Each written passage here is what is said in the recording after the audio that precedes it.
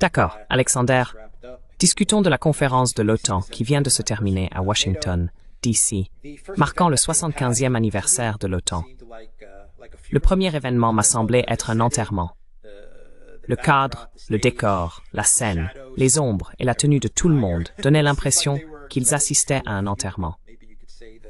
Peut-être pourrait-on dire que c'était l'enterrement de l'OTAN, étant donné la rhétorique des orateurs comme Stoltenberg et Biden, si vous pouviez même comprendre ce que Biden disait à cet événement.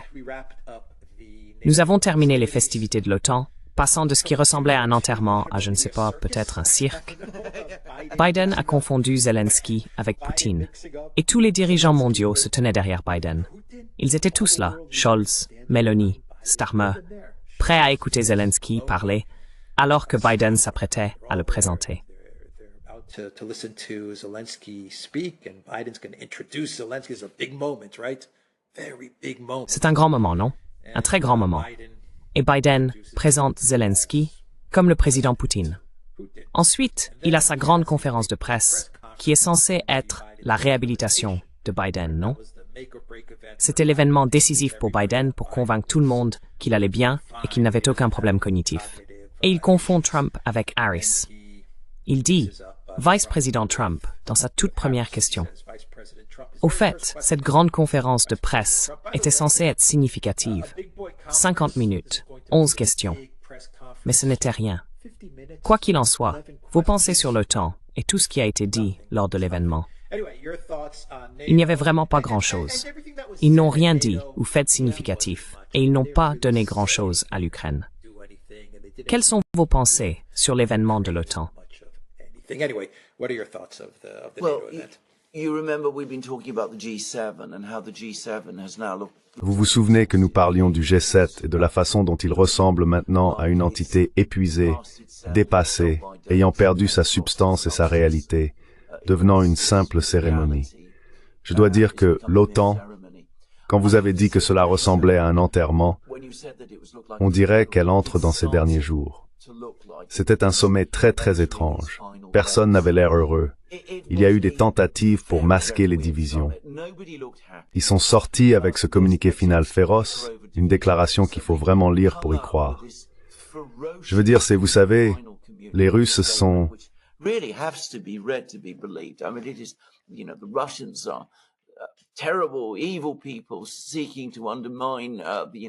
terribles, mauvaises personnes cherchant à saper l'ordre fondé sur des règles, lançant des guerres non provoquées en Europe et en Ukraine. L'avenir de l'Ukraine est dans l'OTAN. Tout cela est presque défiant d'agressivité, même envers la Chine. Ils décrivent la Chine comme un complice direct de la Russie, affirmant que le partenariat stratégique russo-chinois est une menace pour la paix. Ils exigent que la Chine cesse toute coopération politique et économique avec la Russie. L'OTAN demande à un pays qui ne fait pas partie de l'OTAN de mettre fin à sa relation clé et à son amitié avec son plus grand voisin.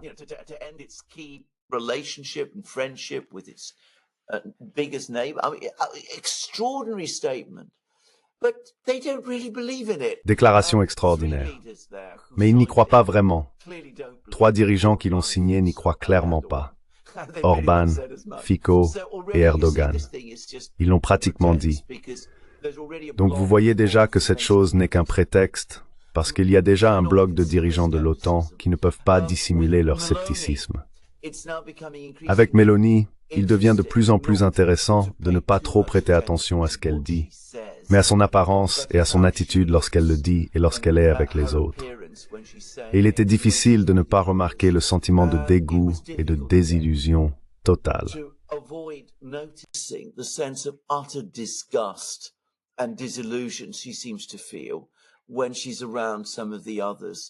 Elle semble ressentir cela lorsqu'elle est en présence de certains autres, y compris Biden, j'ai remarqué. Meloni semble très très mal à l'aise. Starmer erre sans aucune idée claire de ses propres politiques. Il rencontre Zelensky et parle d'augmenter les dépenses de défense en Grande-Bretagne. Mais en réalité, il semble que les dépenses de défense en Grande-Bretagne vont probablement diminuer. Donc, Starmer est complètement déconnecté. Macron est également déconnecté. En fin de compte, cette déclaration féroce n'a aucun rapport avec les réalités mondiales émergentes. Les Russes et les Chinois vont continuer leur partenariat stratégique. The Russians and the Chinese are going to continue their strategic partnership. India, as we have seen, is going to continue. L'Inde, comme nous l'avons vu, va continuer à forger sa relation avec la Russie. Modi se rend à Moscou. Les Américains, nous le savons maintenant, ont essayé de le persuader de reporter au moins sa visite afin qu'elle ne coïncide pas avec le sommet de l'OTAN. Modi dit non et décide d'y aller pendant que le sommet est en cours. Les Américains sont absolument furieux à ce sujet. Mais en réalité, il n'y a rien qu'ils puissent faire. Nous recevons des stores selon lesquels les Saoudiens les auraient menacés et sectes sont confisqués, ils commenceraient à retirer leur argent d'Europe. Les Européens reculent.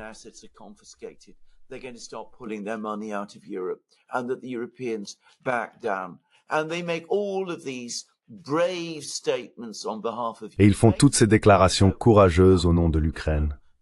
Même si au fond d'eux-mêmes, ils doivent tous savoir que la guerre en Ukraine est perdue et qu'il n'y a aucun moyen de renverser la situation là-bas. C'était donc un sommet affreux. Des dirigeants brisés et discrédités, avec des divisions au sein de l'OTAN que tout le monde fait semblant d'ignorer.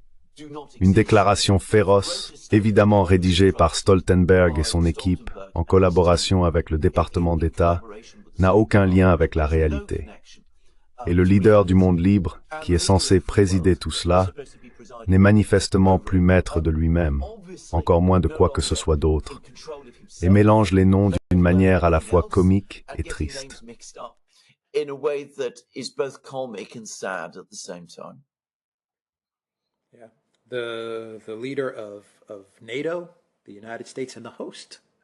Le leader de l'OTAN, les États-Unis, et l'hôte de l'événement de l'OTAN ont confondu Zelensky avec Poutine. On ne peut pas inventer ça. C'était incroyable. C'était un sommet pire que le précédent en Lituanie. Et la Lituanie était une catastrophe. C'était bien plus qu'une catastrophe. L'Europe, l'Occident collectif, doit comprendre tout ce qui se passe, surtout avec le projet Ukraine, et comment ils en sont entraînés vers le bas. L'ensemble de l'Occident collectif est tiré vers le bas par le projet Ukraine, et ils ne peuvent toujours pas s'en détacher. L'homme qui fait un effort pour essayer de sauver l'Occident collectif, même s'il l'attaque, c'est Orban. C'est exact.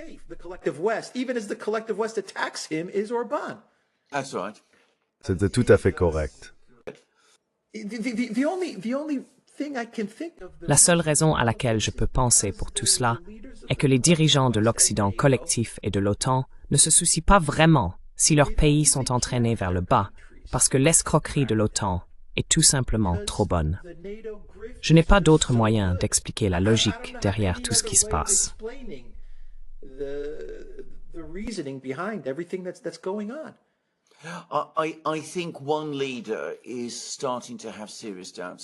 Je pense qu'un leader commence à avoir de sérieux doutes à ce sujet, et c'est Mélanie.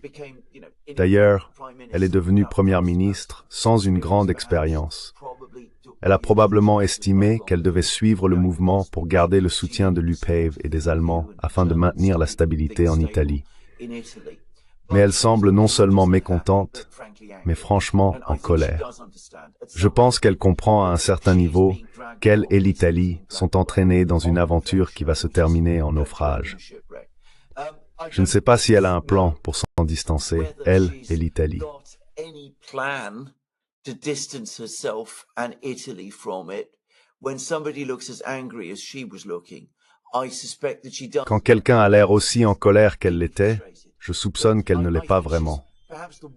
Je pense qu'elle est profondément frustrée. Mais je pense qu'elle est peut-être la seule dirigeante parmi les dirigeants occidentaux qui comprend la gravité de la crise qui se développe. Quant à Orban, vous avez tout à fait raison.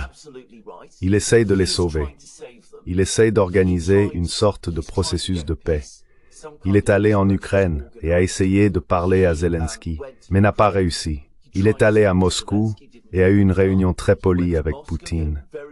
Il est allé en Chine et a eu une réunion très polie avec Xi Jinping. Et bien sûr, il est maintenant aux États-Unis.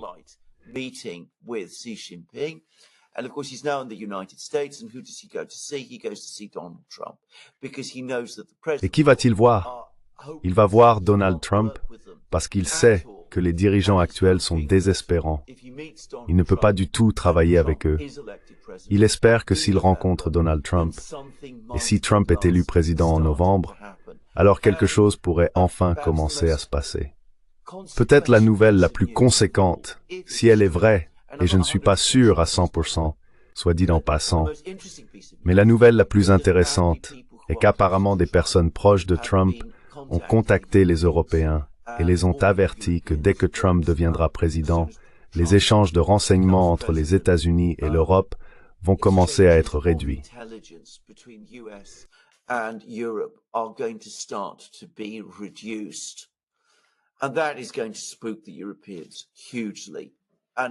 Et cela va énormément effrayer les Européens et sera perçu par eux comme un premier pas majeur vers la dissociation des États-Unis, à la fois du projet Ukraine spécifiquement et de l'ensemble du projet OTAN européen, qui est maintenant dans une situation si manifestement difficile. Mais bien sûr, cela a aussi une autre signification. Avant et pendant le premier mandat de Trump, une grande partie du matériel publié, qui a causé tant de tort à Trump et était le produit de nombreuses enquêtes, provenait de ces agences de renseignement européennes que Trump semble vouloir couper. Donc cela va être très déstabilisant pour les Européens et les effrayer beaucoup.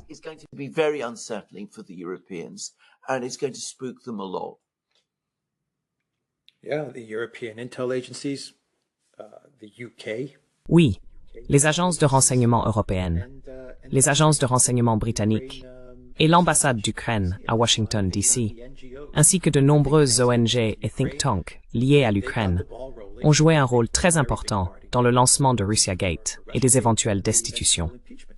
N'oublions pas que la destitution concernait un appel téléphonique de Trump avec Zelensky. La grande question avec Trump est toujours de savoir s'il va mettre des néoconservateurs dans son cabinet et les recruter. C'est toujours l'inquiétude que l'on a avec Trump, du moins en ce qui concerne la politique étrangère. Mais je suis d'accord avec vous. Orbán a pris conscience que rien ne va sauver l'Europe pour le moment.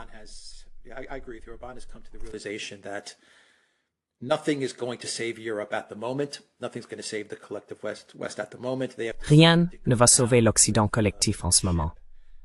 Ils ont décidé de couler avec le navire qui s'appelle l'Ukraine. Ils ont pris cette décision et ils coulent. Il n'y a aucun doute là-dessus. L'Arabie Saoudite leur dit qu'il coule. La Chine leur dit qu'il coule. L'Inde leur dit qu'il coule. L'Occident collectif, en particulier l'Europe et l'Union européenne, coule avec l'Ukraine. Les dirigeants ont pris cette décision. La seule chose qui peut les sauver, et je pense que c'est là qu'on en arrive à Orbán et à son calcul, c'est que Trump gagne en novembre. Si Trump ne gagne pas et met des néoconservateurs dans son cabinet, alors c'est fini pour l'Occident collectif. Rien ne va changer. Je veux dire, c'est comme ça que je le vois. Je ne sais pas comment tu le vois, mais je pense que tu as absolument raison. I think you're absolutely right. By the way, again, saying all the things that you've just said. D'ailleurs, en entendant tout ce que vous venez de dire, je ne peux m'empêcher de me rappeler un commentaire que vous avez fait avant le début du conflit en Ukraine. Vous avez mentionné l'OTAN et dit « Quelle colline pour l'OTAN de mourir dessus, l'Ukraine de toutes choses ». Mais c'est ce qu'ils ont décidé de faire. Ils ont décidé de tout miser sur l'Ukraine, et maintenant ils meurent sur cette colline particulière. C'est vraiment si étrange, si bizarre de faire. Et même, il ne semble avoir qu'une idée de faire un demi-tour et sortir de cette voie désastreuse dans laquelle ils se sont enfermés.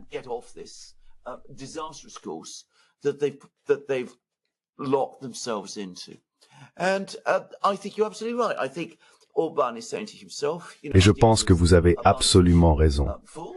Je pense qu'Orbán se dit « Je traite avec une bande d'imbéciles. La seule chose que je peux faire est de préparer le terrain en allant en Ukraine, en Russie et en Chine. J'espère qu'en novembre, quelqu'un qui n'est pas un imbécile prendra enfin le pouvoir aux États-Unis. Avec leur aide, je pourrais peut-être renverser la situation.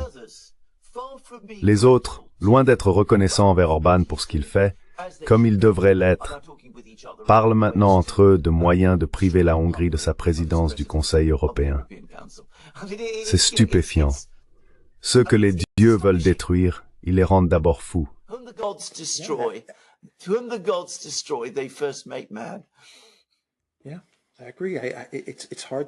Oui, je suis d'accord. Il est difficile de comprendre la pensée des dirigeants de l'Occident collectif. Cela n'a aucun sens, sauf, bien sûr, si vous revenez simplement à l'escroquerie. C'est la seule chose à laquelle je peux penser. L'escroquerie est si bonne qu'elle est plus importante que leur propre pays et leur propre union. C'est plus important que l'OTAN elle-même. Voilà à quel point l'escroquerie est bonne. Je n'ai pas d'autre explication. I mean, I don't have another way to explain it. The grift and this all-consuming, L'escroquerie et cette haine dévorante et omniprésente de Vladimir Poutine les ont complètement envahis. Il ne semble pas capable de penser au-delà de lui. Comme je l'ai dit, c'est vraiment Moby Dick et le capitaine Ahab encore une fois. Cette obsession tient tout l'Occident dans son emprise. Tout le monde ailleurs dans le monde, et quelques personnes solitaires en Occident, comme Orban, se demandent « Qu'est-il arrivé à ces gens ?»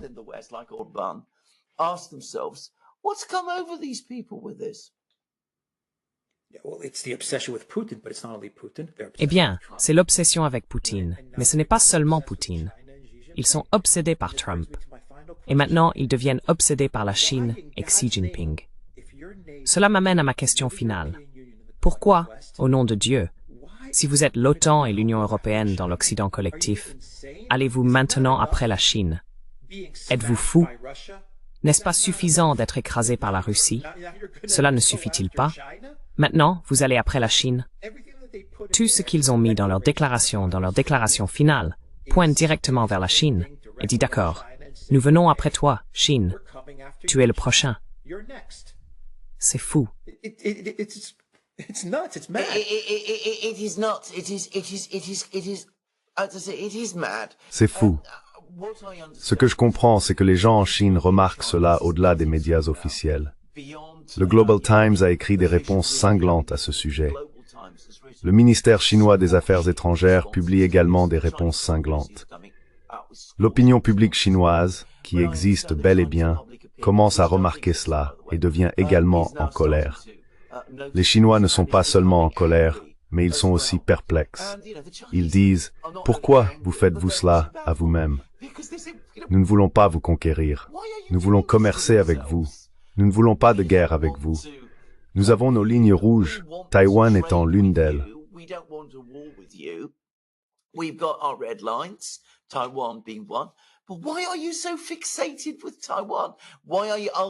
Mais pourquoi êtes-vous si obsédé par Taïwan? Pourquoi êtes-vous finalement si obsédé par nous? Comme vous le dites à juste titre, les Chinois voient tout cela. Ils préparent également maintenant leur défense. Et bien sûr, cela rapproche les Chinois et les Russes. S'il y avait une réelle intention de séparer les Chinois et les Russes, l'Occident ne menacerait pas les Chinois. Il essaierait de travailler avec eux, d'essayer de les éloigner et de leur offrir des choses qui persuaderaient les Chinois qu'il était plus dans leur intérêt de maintenir une distance égale entre la Russie et l'Occident. Mais bien sûr, l'Occident, les gens de l'OTAN, font exactement le contraire.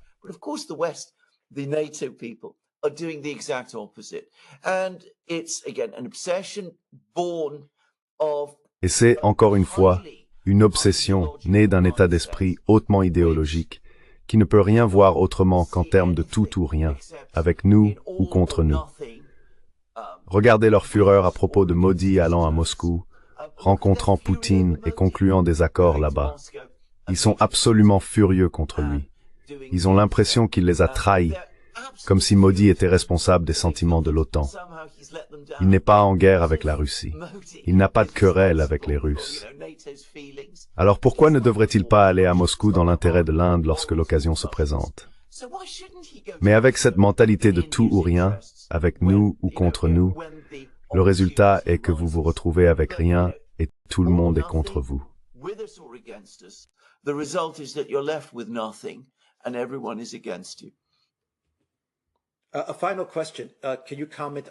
Une dernière question. Pouvez-vous commenter ce que l'Ukraine a retiré de ce sommet de l'OTAN? Le sommet de l'OTAN portait essentiellement sur l'Ukraine. L'Ukraine, la Russie, la Chine, et comment la Chine aide la Russie. Tout était centré sur le projet Ukraine. Qu'est-ce que l'Ukraine a vraiment obtenu de cet événement de 2 jours? Absolument rien. Absolutely nothing. Absolutely nothing. He came away empty-handed. Absolument rien. Il est reparti les mains vides. Je veux dire, tout le monde parle de combien l'OTAN le soutient. Et ils le soutiennent finalement. Ils veulent que la guerre continue. Ils parlent encore de stabiliser la situation sur les lignes de front et de ne pas négocier avant que cela ne se produise. Ce qu'un article de Politico a dit que certains responsables américains disent. Mais en termes pratiques, il n'a rien obtenu de l'Occident parce que l'Occident n'a rien à lui donner. Il voulait la permission de lancer des frappes en profondeur à l'intérieur de la Russie. La Maison-Blanche a dit non parce qu'ils savent que si cela se produit, les Russes riposteront. Keir Starmer d'ailleurs a dû revenir sur ce point.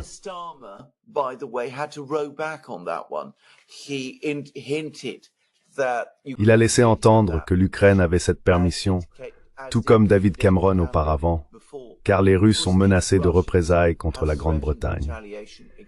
Nous savons maintenant que les Britanniques ont reculé après cet avertissement russe, donné il y a plusieurs semaines, lorsque l'ambassadeur britannique a été convoqué. C'est maintenant la politique, et Starmer a dû y capituler. Donc, il n'a pas obtenu la permission de frapper en profondeur sur le territoire russe. Il a essayé de convaincre les Polonais d'abattre des missiles russes au-dessus du territoire ukrainien. Vous vous souvenez, nous avons parlé de cette idée très dangereuse de dériver vers une zone d'exclusion aérienne. Cela a également été annulé. Les Polonais ne vont pas le faire. L'OTAN n'aime pas ça. Les Allemands et les Américains en ont peur.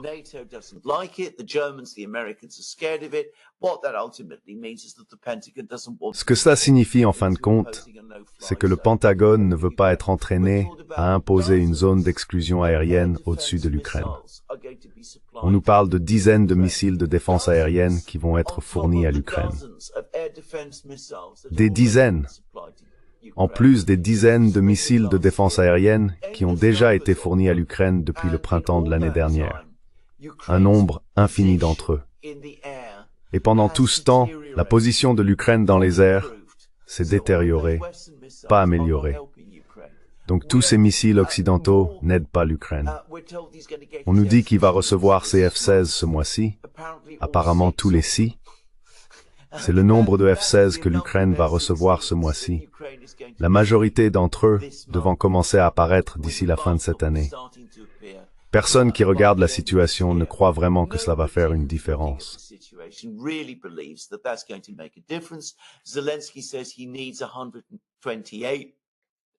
Zelensky dit qu'il a besoin de 128 F-16. Il va en obtenir une fraction de ce nombre. Stoltenberg voulait donner à l'Ukraine un engagement à long terme de 100 milliards de dollars. Zelensky ne va obtenir que 40 milliards de dollars. Il ne va pas obtenir 100 milliards de dollars. Il n'a pas mis la main sur les actifs russes. Les Saoudiens ont essentiellement mis un terme à tout cela. Et il n'a eu aucun engagement pour l'adhésion de l'Ukraine à l'OTAN.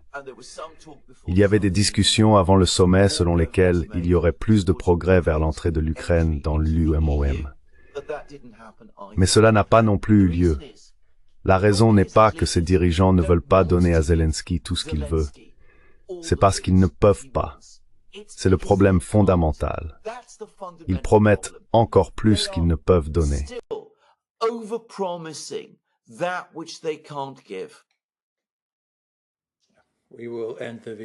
Nous allons terminer la vidéo ici, theduran.locals.com.